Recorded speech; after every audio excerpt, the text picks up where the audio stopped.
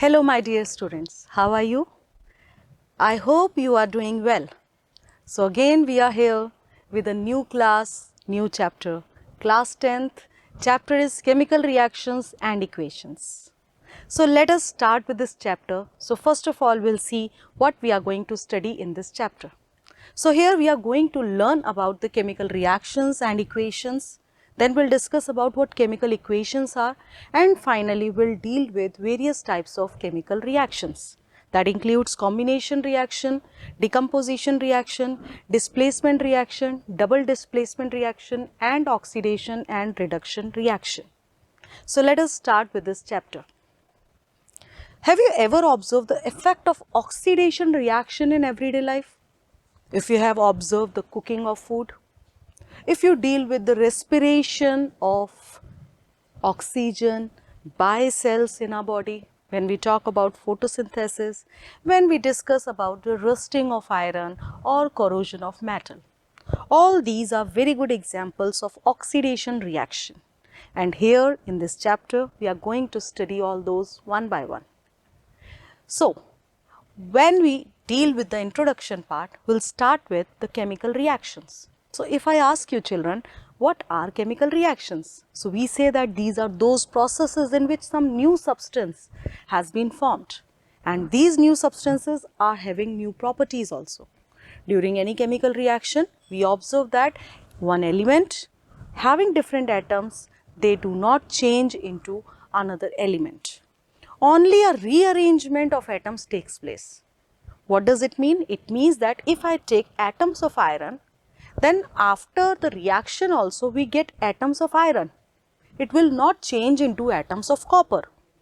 So, atoms will not change, they do not change into another atom. It only involves the rearrangement of atom, that initially say iron was added with oxygen and later now it is free from oxygen, or vice versa. So, it includes only the rearrangement, some bonds break down and some new bonds are formed.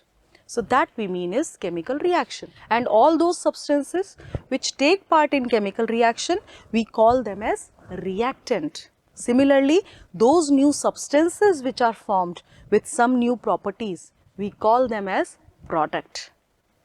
Before burning, in air, we have magnesium wire. And when we talk about the burning of magnesium wire, we observe that it is a chemical reaction and need to clean it by sandpaper. The question is why we should clean the magnesium wire with sandpaper? So as to remove the protective layer of magnesium oxide which has been formed because magnesium comes in contact with atmospheric oxygen. So what will happen? We take magnesium ribbon, we just rub the surface of magnesium ribbon by sandpaper and then we'll bring it to the flame. What will happen? This magnesium wire starts burning and the reaction takes place is Mg plus O2 gives us MgO. So, the new compound which has been formed in this reaction is magnesium oxide, whose formula is MgO.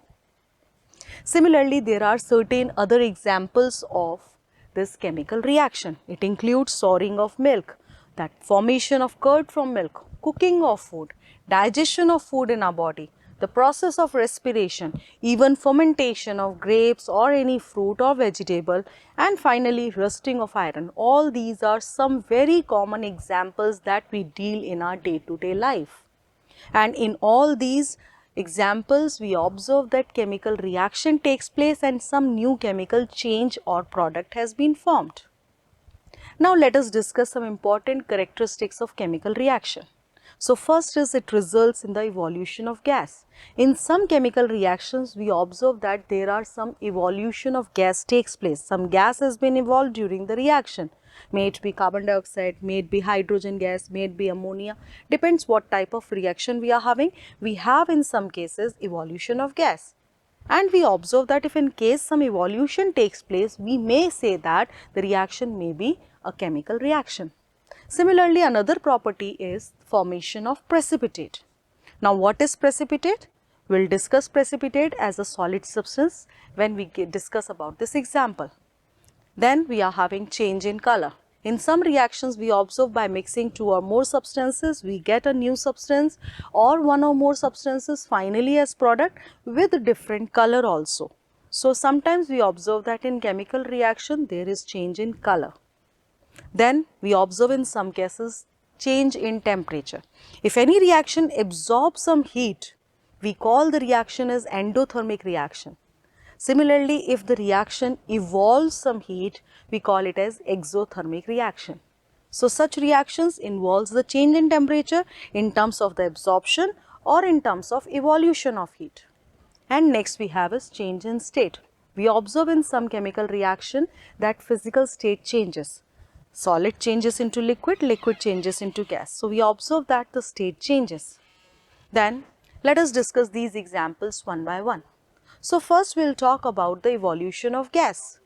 So, let us discuss an example. Here we have taken some zinc metal or zinc granules and we add dilute sulfuric acid to it. On adding dilute sulfuric acid to this zinc granule, we observe that hydrogen gas comes out in the form of bubbles. These bubbles of hydrogen gas has come up and that is a good example of evolution of gas. So, gas has been evolved in this case. Let us discuss another example, and the example is again evolution of gas, and now this time carbon dioxide gas has been evolved. The reaction is between sodium carbonate and dilute HCl. So, when we mix sodium carbonate with dilute HCl, we observe the evolution of carbon dioxide gas takes place with a very brisk effervescence. And as I have told you, next property is formation of precipitate. So, what is precipitate? So, precipitate is a solid product which separates out from the solution during chemical reaction. That means any chemical reaction takes place and finally one of the product is insoluble and thus it remains decomposed or settled down at the bottom, that we call as precipitate. So, how this formation of precipitate takes place? Let us see an example. So, we will take potassium iodide and we add lead nitrate to it. Both are colorless. On mixing the two, we get yellow PPT of lead iodide in this flask. It shows that we are having the formation of some insoluble precipitate or substance that settles down at the bottom after the reaction. And here in this reaction, the insoluble substance is lead iodide and its formula is PbI2. Then another chemical property is change in color. When we discuss about the change in color, we need to go with certain examples. So, good example is we are having citric acid. When we treat it with purple colored potassium permanganate solution, the solution, the color of potassium permanganate is purple. When we mix citric acid which is colorless to it, we observe that purple color changes to colorless. So, we observe that there is change in color. So, this is one of the example in which we observe the change in color. Another good example is when we take potassium dichromate which is orange in color and when we pass sulfur dioxide gas to it, it becomes green in color. So, orange color of potassium dichromate on passing sulfur dioxide gas, it changes into green color and this green color again is showing that the reaction is chemical reaction. Next property we have is change in temperature. And as I told you, change in temperature may involve the absorption of heat or the evolution of heat. So, the chemical reaction, let us take an example between quicklime. Quicklime is calcium oxide, that is CaO. When it reacts with water, that is H2O. It forms slag lime, the formula is calcium hydroxide. And when we add water to calcium oxide, we observe that a lot of heat has been produced.